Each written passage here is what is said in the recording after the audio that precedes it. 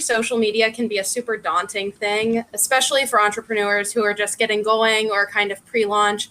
It's one of those things that can be really time consuming, and there's a lot of different arms to it. So we have two folks here today to make that seem a little more manageable and less daunting to you. So with that, I'm going to pass it right over to Alexa, who's going to get the ball rolling on some amazing social media strategy tips for you all today. Thanks, Allison. Okay, so hi everyone. I am Alexa. Just to quickly introduce myself, I'm a copywriter by trade. I've worked at some kind of larger companies like Abercrombie and Fitch and Victoria's Secret, where I was able to learn a lot about cross-functionally what it takes to run marketing for a company at that scale at a really young age. About 2 years ago, I went freelance and kind of started applying that knowledge to help mid to small businesses kind of take those same approaches and make social media really work for them in the same way that it's working for the companies that aren't so much in the zeitgeist anymore, if you will. So Tamika, I'll let you introduce yourself as well. Well, hi everyone. I'm Tamika. I am owner and founder of Harlem, our indoor cycling studio, all focused on indoor cycling, but as well as, online and in-person fitness. And we're based out of Central Harlem. So as many small businesses owners, 5 years ago when I opened Harlem Cycle, I had to tackle social media. And I remember my first follower and just trying to get our numbers up. So definitely have a lot to share. Great. So I will just go ahead and start presenting here and we can kind of dive right in. So just to give you all some background, Tamika and I kind of went through these same exercises that we're going to go through today with Harlem Cycle. So we'll have a few exercises to go through and then some examples that came to life with Harlem Cycle for you to see how that really executes for you. Just a quick overview about us. You guys already got that, a little sneak preview. So in today's world, brands are more than just businesses. You've probably heard that Simon Sinek quote, customers don't buy what you do, they buy why you do it. So whether you're just starting out your business or you've been at it for a while, knowing your why is crucial to creating these lasting impressions with customers. In the hyper-saturated digital market, the modern consumer wants tangible, meaningful reasons to support your business that are kind of the opposite of what we see at these corporate mall brands that are kind of phasing out. So how can we really hone in on what makes your small business or your medium-sized business, whatever it is, feel really special? Because that's where these other larger businesses are missing out.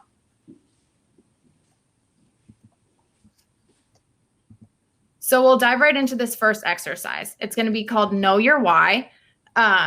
So again, whether you're just starting out or you've been heading up your own business for a while, knowing your why is crucial, and that'll really help all of that come to life on social media. It'll give you a greater reason for communicating and something to always look inward towards when you really don't know what to say. As Allison mentioned a few minutes ago, social media can seem super daunting.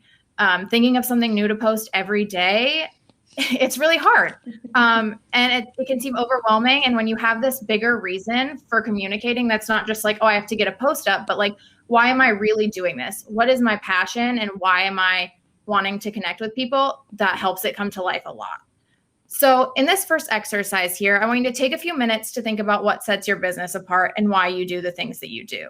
We want to write down 3 to 5 guiding words, phrases, or principles that really capture what you do and why you do it. And just a few questions to get you started. Do you offer a level of quality or expertise that's different than your competition? What are aspects of your business that you're unwilling to compromise? Does your business stem from a personal passion? Or who do you hope that your business resonates with the most?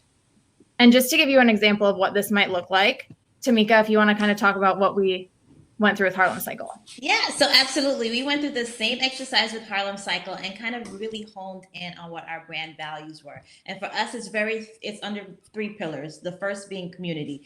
And, we always said we were about the community and we always make sure we do a lot of community programs. But I think during COVID, it kind of came to light even a bit more on how important and essential it was for us as a fitness studio to make sure that we're really dialing up when we speak back to our community on the things they miss the most. So we realized that, clients missed fitness classes, but it wasn't, the great workout, which they're getting a good workout, but that wasn't what they were really missing. What they were missing was that sense of belonging. What they were missing was, feeling like they were something bigger than just a fitness class. And so for us, community is a big thing, and we want to make sure that when we're communicating back through social media, that that's coming through and resonating in all of the things that we post. Empowerment. So, fitness studio, again, we want to in and they feel confident and they feel comfortable really just existing in their own skin. No matter their experience level, they just feel confident and empowered to really be who they are. And for us, I think one of the things that really stand out and makes us different in the market is we're not about results, right? So, I'll never post a before and after photo of a client, because to us, it's not about the numbers at the end. It's not about the weight loss. It's not about hitting that goal, but it's about the journey towards that goal. And so for us, we're all about that feeling oriented fitness and making sure that we are documenting the journey and not just the goal post, right? Because this is a lifestyle change. Brand, and everything we do is about lifestyle. And so for us, when we went through the exercise, what really kind of, when we thought of these three pillars, it was really the community, empowerment, and that fitness. Tamika, I love that you said that lifestyle oriented brand, because as we think about social media, it's really the place to make your brand fit in with your customers' lifestyle. People are getting sold things overtly left and right. So how can you kind of go above and beyond that and to yes, of course, you're probably selling them something, but what is it doing for their lifestyle more so than just another thing to check off of their box? Exactly. So if you guys want to just take 5 minutes and kind of go through this exercise for yourself, think about what are those values and what are those pillars that you really stand for as a business. And then we'll keep an eye on the chat here. And if anyone has questions as you're going through writing these down for the next couple of minutes, we'll try to get those answered as well. And then we'll move into the next exercise.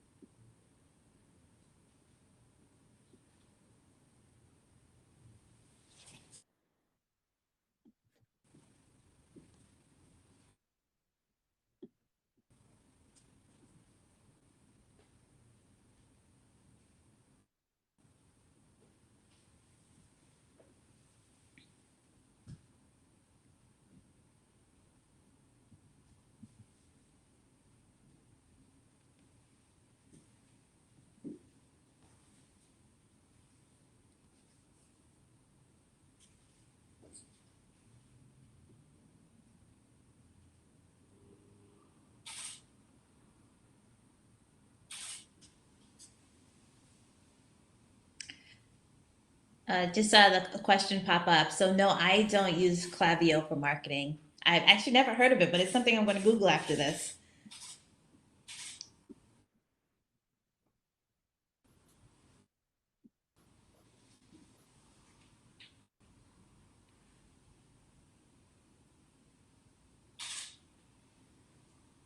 Yeah, I've heard Klaviyo is super user friendly and a good way to get those really buttoned up looking emails going out without necessarily having a full-time designer or something like that on staff. Mm-hmm.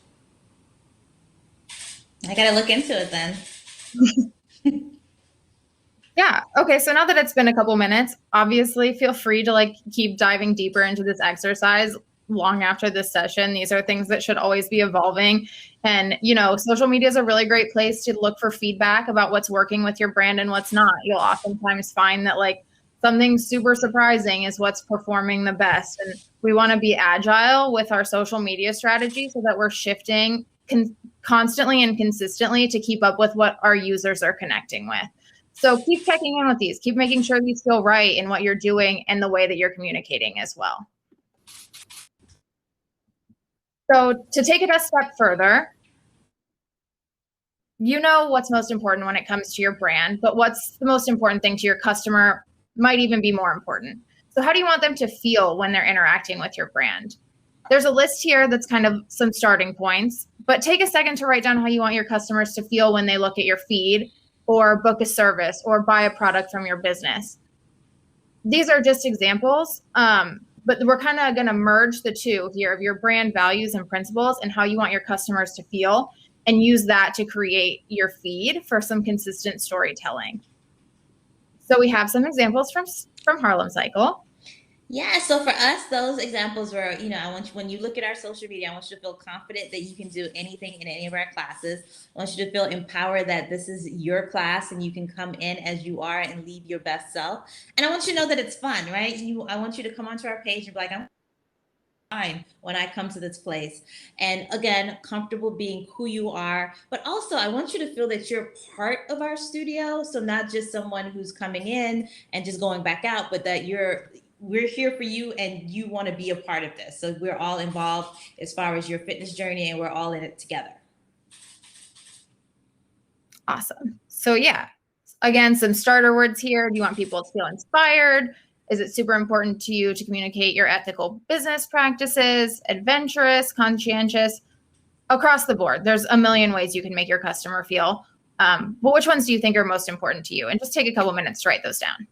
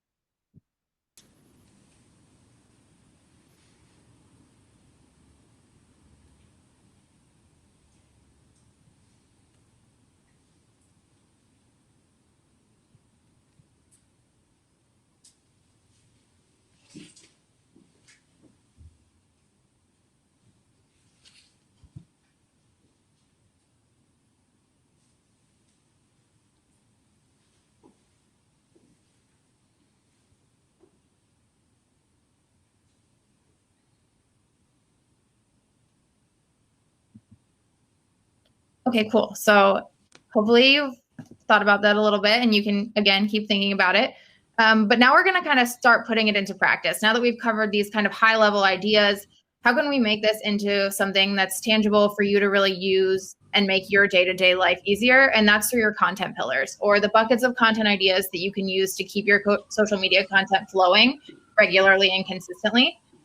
So to create your content pillars, there are 3 overarching buckets to fill: brand, lifestyle, and educational. But these could and do apply to pretty much any brand. So how can you infuse your own brand to make these pillars more specific? So for example, could your brand pillar be new product or new service offerings, or showcasing give back partnerships? For lifestyle, how can you apply your brand to current trends and events? If applicable, these could be branded memes, user-generated content, humor, inspirational quotes. The list really goes on. And finally, for educational content, whether you know it or not, you have something to teach your customers. You definitely do. So how can you add value to your feed? Knowing that the algorithm is constantly changing and the most valuable form of interaction is saving and sending, not really likes and comments anymore. How can you create content that's worth your customers saving or worth sending to a friend or things like that?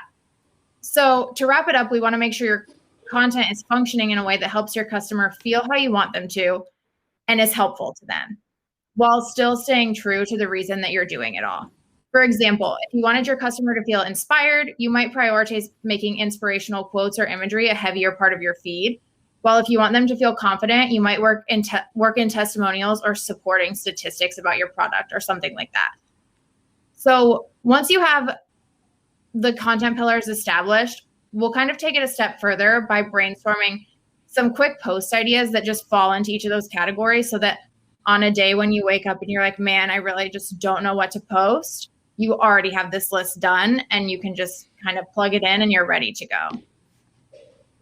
So for Harlem Cycle, the way that these came to life, Tamika. Yeah, and trust me, those 3 buckets are so helpful because you have those moments where you wake up and you're like, I don't feel like posting today. What can I post? And just going back to your 3 pillars is so helpful. So for us, brand, ours is all about that team, that community connection, and So sharing information about our instructors, sharing information about upcoming classes, sharing the information about the different kind of product offerings and different kind of classes that we have, our blog posts. And so that all falls on the brand for us when we go to post.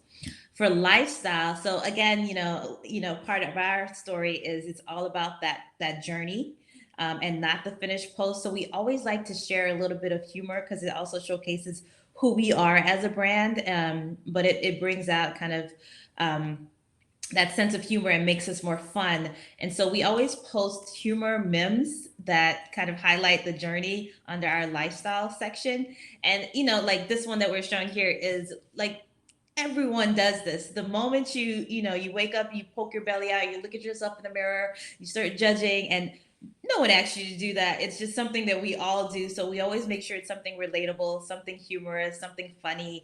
And I get most interaction when it comes to clients because it's really, they want to see that we understand what they're going through and we understand.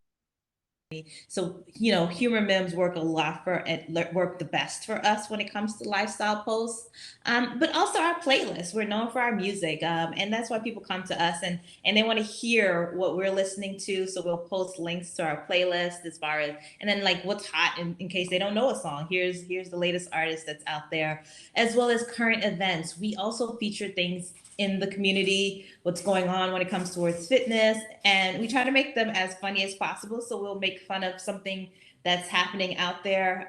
If there's a funny meme that's out there, we'll kind of like change it towards fitness so that it fits into our lifestyle brand. And those actually make the best posts, right? And then from educational, we always make sure we post something that I want you to save. So what would a client want to save and do later? So for us, it's, our workout tutorials on proper form, proper exercises. It could be for Wellness Wednesday, we normally feature, a quick recipe or, we sometimes feature some Harlem chefs and do quick videos with them. And then client testimonials, because that educates the community as far as who we are and who our brand is. So when I think educational, it's always what I want you to save and remember about us. Lifestyle for us is what I want you to chuckle and think about who we are as a brand. And then the brand is kind of just educating and telling you who we are when it comes to our team and our community connection back. Yeah. So if you all just want to take a minute to think about what these pillars could look like for your brands, another way to think about it while you're writing stuff down is brand is going to be what's most important to you. What are these things that you feel like you need to communicate the most? Lifestyle is going to be what's most important to your customer, right? What are these moments that are so relatable to them? Whether it's looking in the mirror in the morning or, looking for that commute playlist once we get back to commuting again, things like that fit more into their lifestyle and are more fun for you as a brand. And then educational is going to be kind of bridging the gap there is how can we make the customer come to your brand with a deeper understanding so that they really feel in on it. Like Tamika said, community is such a big part of not only her brand, but of social media in general. So how do we make them feel like they're coming along on this journey with us so that when they see these posts, they're like, oh, I know that. I want to keep coming back for more because this is getting more familiar and more comfortable for me. It's like a gratifying experience there. So again, we'll just keep an eye on the chat here for a couple minutes. If you guys have any questions as this is working through this for you, we'll be happy to answer.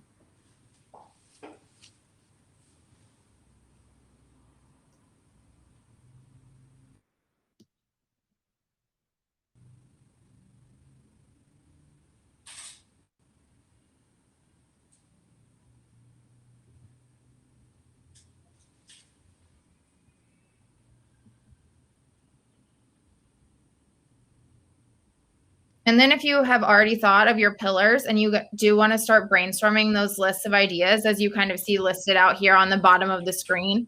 So if you know that your brand content is always going to be about your team or about your products, like what are some more granular ideas that you can kind of start brainstorming on? So is it we launch a new product every Monday? Is it we have a blog post the first Wednesday of every month? What are those things that you can just kind of get into the cadence of knowing, oh, that's content to post? Even if you're not thinking about it as content, it probably is. Mm-hmm. I now look at everything as content, everything. You have to.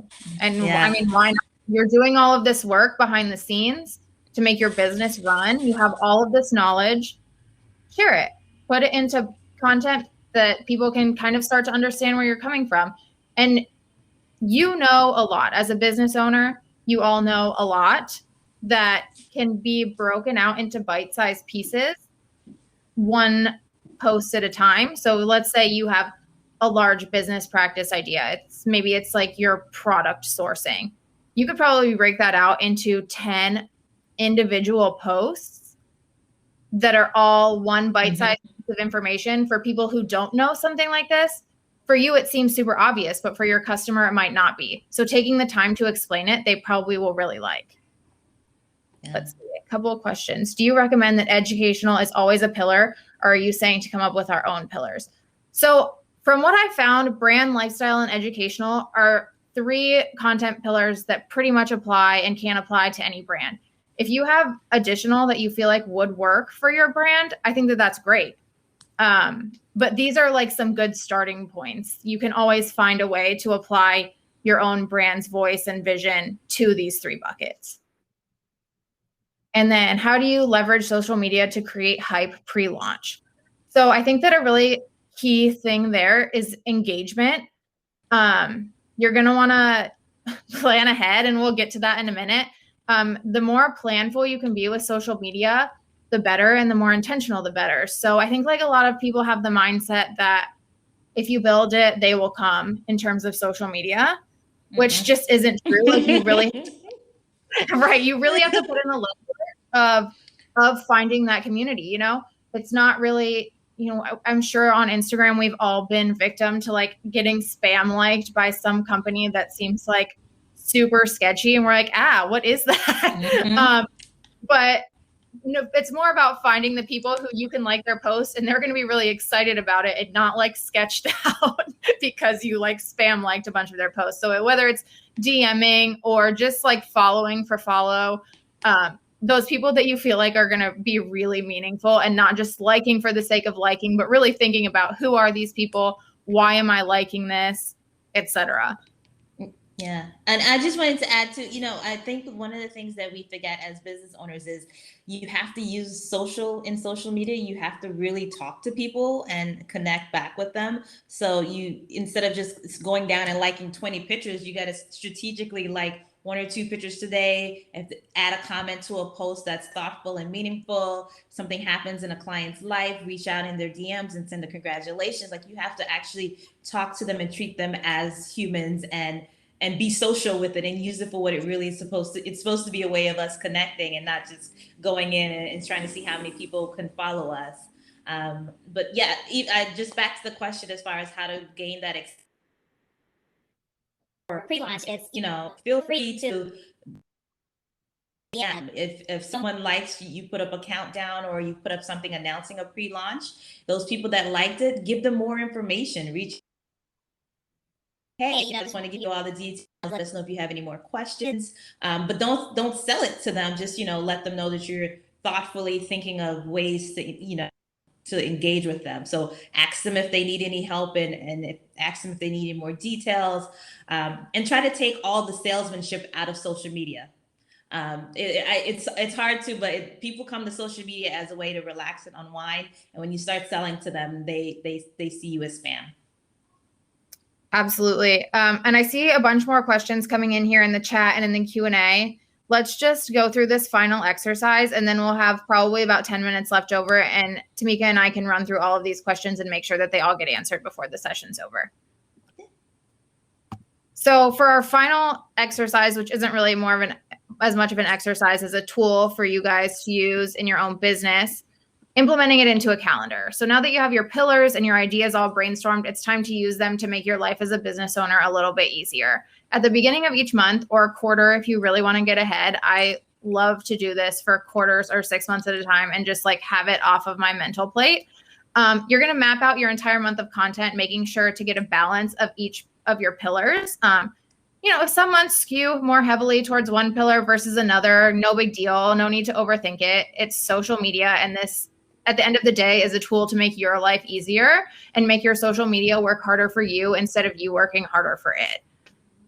So once you have all your content planned out, you can choose to take it day by day, posting a photo and a caption organically, trying to get that read of, if we post at noon, it performs better than 9 a.m. Or you can batch it out and use a service like Planoly or Sprout or something like that. I think there's a ton of options across the budget spectrum, some free.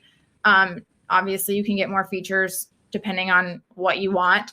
And you can kind of do that auto posting for yourself. So you can schedule out 30 images for the entire month, write the captions, and just have them ready to go. And then you don't have to think about your social media except for, responding to questions, comments, that type of thing for the rest of the month, for the rest of the quarter, etc. I mean, it is social media. So you do want to be cognizant of making sure that you're capturing, whatever's going on in the world and like staying relevant. But for the most part, your brand content isn't going to change that much based on what's going on in the world, especially now that we've like all shifted to knowing like whatever is going on in the world at all times. Like your social media can be like a constant that you don't have to worry about. And just consider this like one of your monthly business owner tasks. Like spend an hour on it and then you're done. Instead of spending an hour every day thinking, what am I about to post? Like, I have no idea. This kind of does it for you. So this is just an example. And then we have specific July for Harlem Cycle. Yeah. So for us, we actually do end up posting every single day. But I just want to let the entrepreneurs on the call know you don't have to post every day, right? It goes with your brand, and look at your followers and see what days they're engaged. And if they're not engaged on Wednesdays, then maybe you don't need to post on Wednesdays.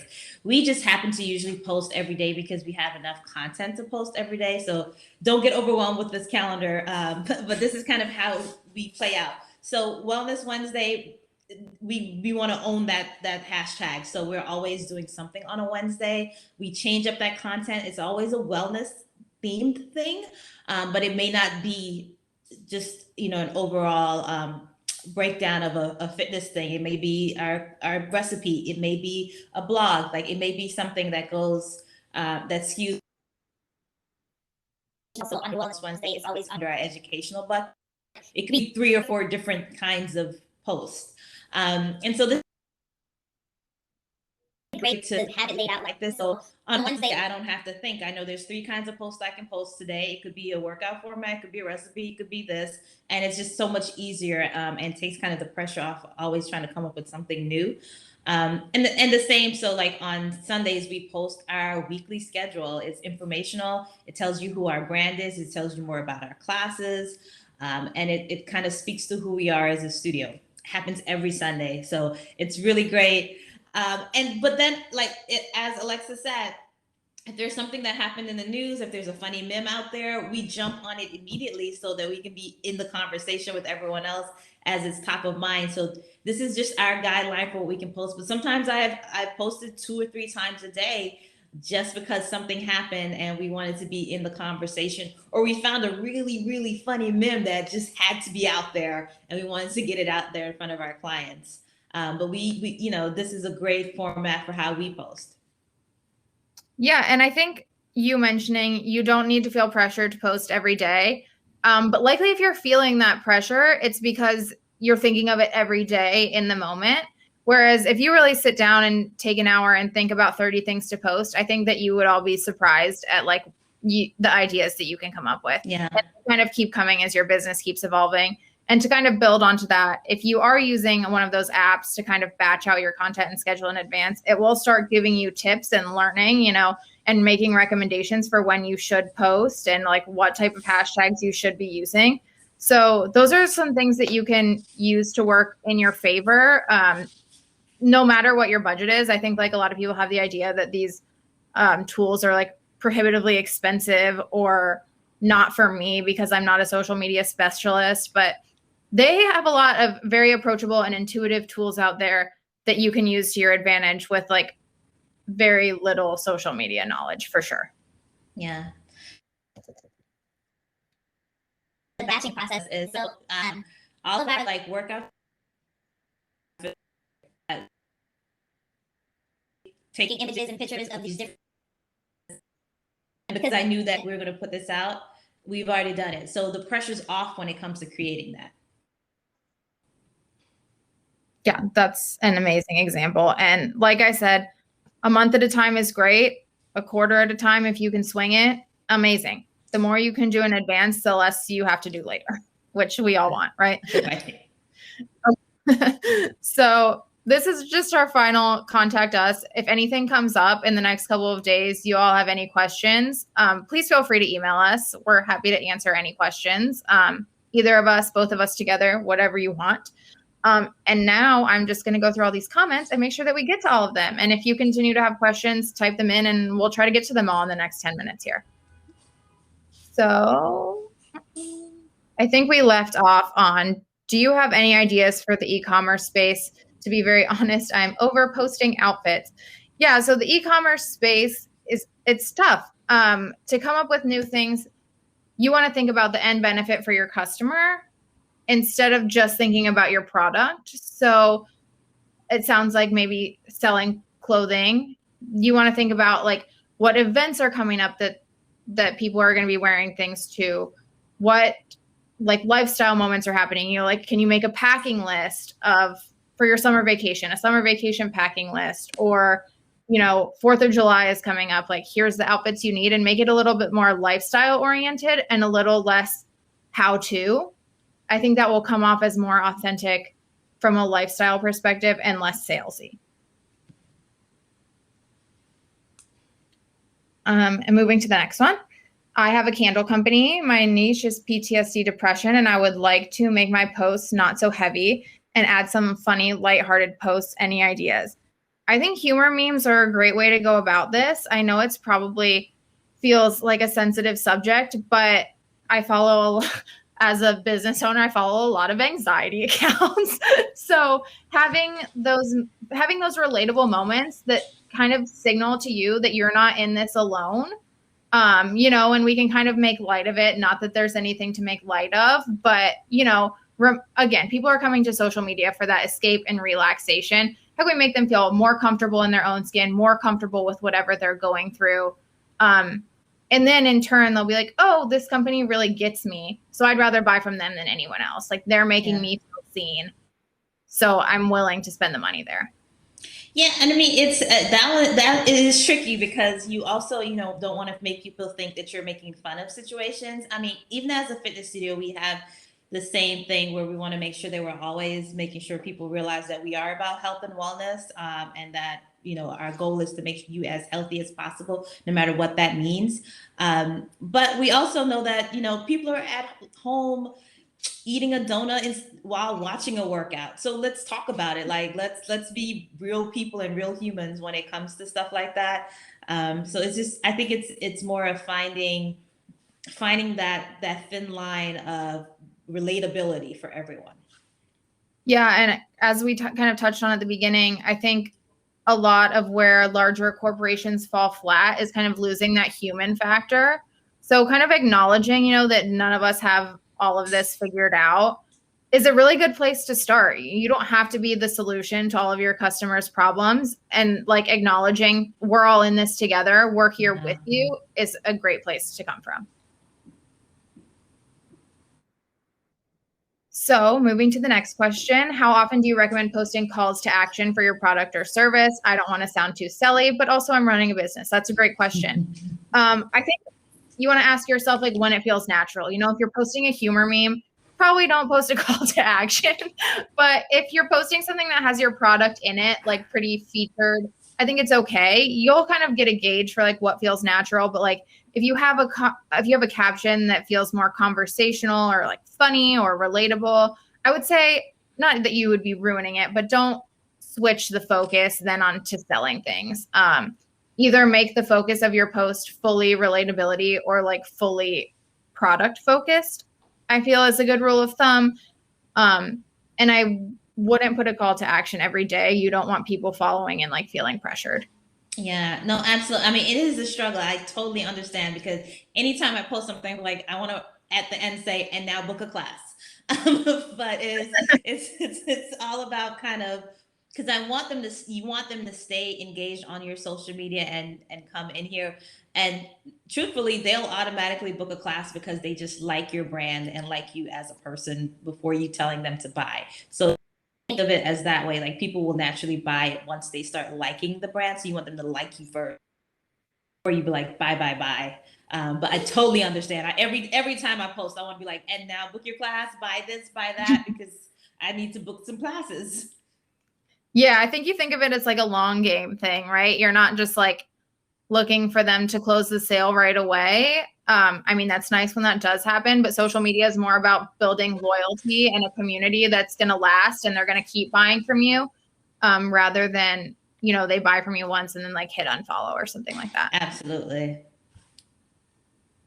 Okay, so the next one. So when you have a schedule to post every day, but you want to respond real time to something, you post multiple times a day. Do you ever see a negative backlash to that? Is there a limit to how much you should be posting on Instagram?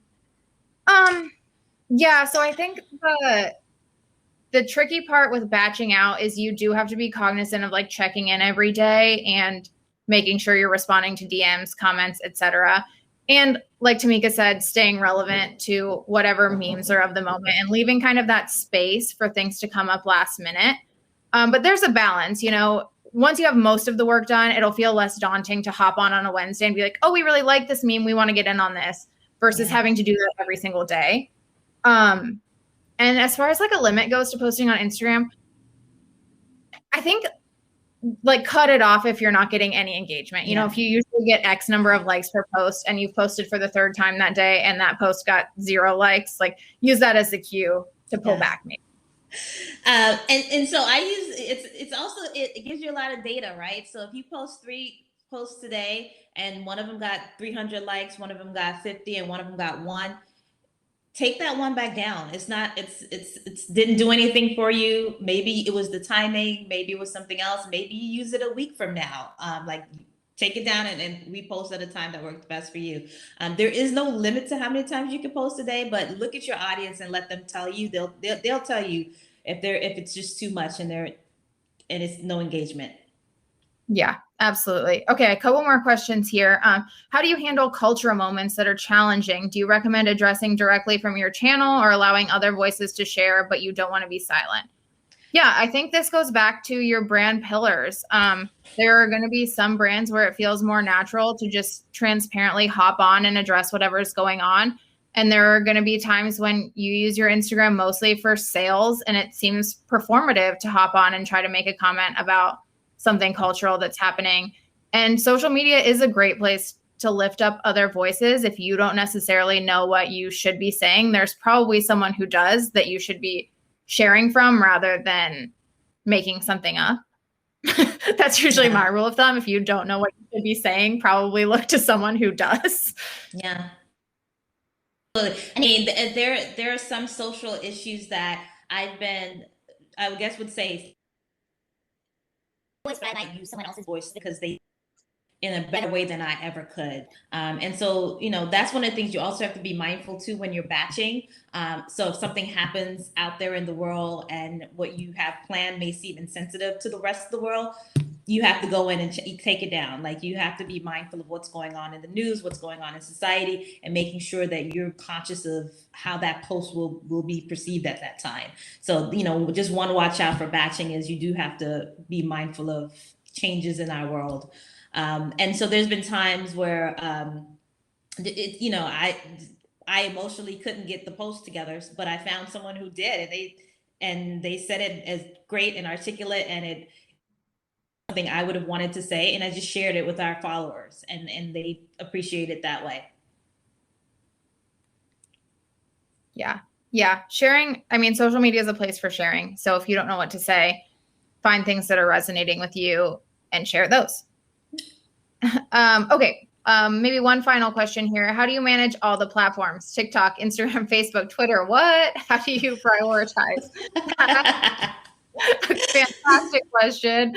I think it's really important to think about your audience and where they're most likely going to be. If you're targeting younger people, probably TikTok and Instagram. If you're targeting older people, probably Facebook, Twitter. I might have a unique take on this, but I think unless you're really, really funny a lot of the time, Yeah, you'd be lost. Yeah. Yeah. So I think probably my idea of a best practice is picking one platform that really resonates with your customer and spending most of your energy there and taking those ideas and then applying them to the other platforms. So you're not going to just directly cross post, because then what's the reason for people following you on multiple channels? But you can kind of take the same idea and reformat it for whatever other platform is a little bit less important to your audience. Yeah, no, absolutely. It's meeting. You have to meet your audience where they are. So my audience isn't on TikTok. My audience, Instagram, and so that its focus is. And even with Twitter, like I'm never gonna break through the Twitter universe. Like it's just so much going on in the Twitter universe, so we rarely even use that. But my clients are on Instagram and Facebook, and so we spend most of our time there. And they're on LinkedIn because fitness, professionals are looking, they have the money, and so we go on LinkedIn, but we share completely different content on LinkedIn than we do on Instagram and Facebook. Yeah. Okay. I'm just going to keep going through questions until Allison comes back in here and tells us to stop talking. We'll get in as many as we can. What platforms would you recommend to help organize social media posts using the calendar technique? The ones that we shared today were made in Canva. You can find plenty of calendar templates there, and it's super easy to use. I mean, you can use something more complicated like the Adobe Suite, but Canva is free and easy, and we like that. Yeah, and Canva now lets you, if you create the post in Canva, you can schedule it and put it on their scheduler. Let's see. How do you approach hashtags? Do you think it is unprofessional, unhelpful to have a lot of hashtags under the post? No, I think it's actually necessary to research what the big hashtags are in your industry. Obviously, don't slap like 100 meaningless ones on there, but do that research and find the ones that are going to resonate most. And here's Allison. I wanted to let you bust through a couple more questions because there are so many good questions in the chat. Obviously, social media is something that is super important to people's businesses. And I think that what you both offered today was really, really helpful. I personally found it super helpful to kind of have the strategy portion and then really see how it came to life through Harlem Cycle, through these exercises. So everyone, thank you. Big thank you to Alexa and Tamika